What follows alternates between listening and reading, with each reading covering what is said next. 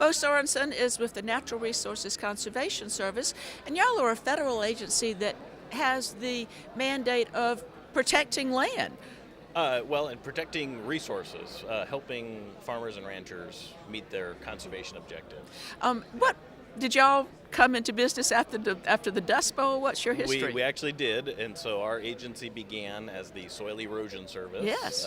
just after the Dust Bowl in an effort to educate, provide information to farmers and ranchers to show them what the universities were providing, the research that was coming out on the more effective ways to farm and prevent catastrophic, Dust Bowl events in the future. And then we evolved into the Soil Conservation Service, and now we are the Natural Resource Conservation Service. And one of the nice things is that you have educational support, but also there's financial support that can help landowners make some changes. So what are some of the things that y'all are involved in currently? So first and foremost, we pride ourselves on offering technical assistance, and so we have as much institutional knowledge as we can glean from universities, and we put those into standards and specifications. And so if folks want to know how large of a water trough do I need for my livestock herd, that's information we can provide, and we're not selling the livestock water trough. So it's unbiased, information. Research-based and unbiased, It's unbiased, and it's free of charge. So that's our first and foremost is technical assistance. But then in the last few farm bills, we've been generously given, quite a bit of funding from Congress. Resources, yes. Quite a bit of Financial resources to take it a next step, provide the technical assistance, and then also help the farmer get there with some cost share assistance. And so our flagship program, Environmental Quality Incentive Program, most of the folks in South Carolina that are farmers have probably heard of that one and participated, planting trees, putting up fencing to exclude livestock from streams, livestock water. We moved into cover crop, conservation tillage, installing terraces. Be another practice that was big in here in South Carolina. All of which see to it that the soil stays in place as much as possible, and also that the nutrients don't run off-site. Yes, water quality and soil quality are the primary resource concerns that our practices address. But now that we've moved to the Natural Resource Conservation Service, we broadened that to include wildlife habitat, wildlife resource concerns, air quality, energy, and so we've encompassed several resource concerns now. So what's a step that you can take that would protect air quality? So in air quality, in South Carolina, we generally don't have that as a resource concern, but as a federal agency, we cover the entire United States. So an example would be in California. Yes. They have quite the emissions problem, and so they actually cost share to provide farmers with a better engine for their tractors. My goodness. Yeah. So And just all absolute practical things. Yeah, but in California, you got to remember they have air quality problems that are quite restrictive to people, and so it's just an opportunity. So one of the things that I think we've seen changes in, and you addressed this, was that fencing to make certain, because it used to be that people would just let the animals have access to streams, but let's talk about why that wasn't such a good idea. Well, yeah, and so all through our history, we of course livestock need water, and as research has been done on water quality and what's happening when these animals are in the stream, we've learned that animals that have access to the stream cause erosion. They destroy fish and wildlife habitat, and then the water quality may not be the best for your livestock. And so the fix is fence the stream, but then you need to provide the water. And so it's just an evolution of learning through trial and error, and then finding a better place to have those livestock water from. And then I hear about conservation buffers along stream sides. We talk about the trout in the mountains and the fact that they need shade to keep the waters. Is that an area that y'all are involved in? So not so much here in South Carolina, but across the country, absolutely. Conservation buffers is a huge priority for many, many areas. And that's what's one unique thing about NRCS, the Natural Resource Conservation Service, is that we have different priorities based on where we are. So in South Carolina, our priorities may be quite a bit different than another state, because we do have a locally led effort. We have local work groups that advise us on what resource concerns are impacting the farmers and ranchers in South Carolina. So you are getting information from the actual producers. It's not coming directed down from Washington. Exactly. We have priorities and initiatives from Washington, but we the tailor, implementation. We tailor those to fit in with what folks in South Carolina need. Well, let's talk about this tremendous new movement of cover crops. So cover crops, yeah, pretty exciting. Pretty exciting. I think that the cover crops started. So I was working in the Midwest in my first part of my career, and I talked to some farmers in North Dakota, and they had tried cover crops in the 80s. And so it's not necessarily something that's new, but what's new is they tied it to conservation tillage.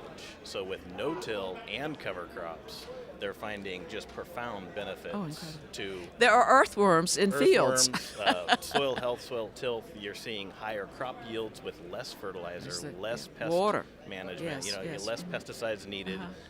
And so it really goes back to a much more holistic approach to managing cropland away from our conventional tillage, conventional farming. So for us, for conservationists, we're saving pesticides from entering water, we're saving soil from entering water, but for the farmer, they're seeing higher yields, less cost, higher profit.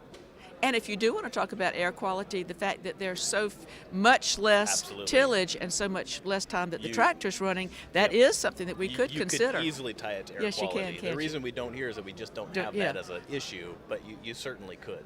You could tie, even cover crops could be tied to improving air quality. They are. Yeah. I just think it's fascinating to see that because farmers so often are kind of accused because the public doesn't understand that the farmer not only is the original environmentalist because he is making his living from the land, but farmers are trying to make a profit. And so why would they want to put more inputs into a production schedule than necessary? And so the things that y'all are coming up with are allowing them to have a better than expected crop with fewer inputs. And so the farmer is the one who is really leading the way in new ways of using our land in the very best possible advantage. Absolutely. And again, that ties right back to our mission, helping those folks, helping these people, meet the conservation objectives for their land, helping people help the land. This is our mission, and that just seems to really fit in with most producers, that they really want to pass this on to other generations. They want to be productive year in and year after year. And so, taking advantage of the land and taking out more than they're putting in is not their priority. And as we have our mandate to feed, the farmer feeds us all, as the commissioner said this morning, and 30% of we're so successful that 30% can be exported. And as the population increases, I think the advances that your team makes and the fact that your education program is so strong can only see to it that farmers become more efficient. That's the hope, is to keep folks, and again, we have to learn from our mistakes. And then one of our jobs, I think, is to make sure to remind folks of things that didn't work in the past. As new farmers come on board, we have special programs for new and beginning farmers, and we really like to prioritize that because we have so much information to share with them, so many things that we know they don't need to make the mistake. They don't need to make the mistake. And then we do have higher cost share incentives for those folks to help get them, if they want to install cover crops, and there's a financial, you have to spend money to put those cover crops in. We can offer some incentive to help get them over that first adoption of that practice. And then I do want to talk about the Conservation Stewardship Program. Oh, do, please. Yeah, so that's one that we, so Environmental Quality Incentive Program is a program that's been around for a number of years, but the Conservation Stewardship Program is fairly new. It's been around for the last few farm bills, but we're really trying to push it out to the folks in the field. And what is the goal of that? So the goal of that one is the same. It's about conserving natural resources. It's about ensuring that those farmers and ranchers, have access to the technical resources.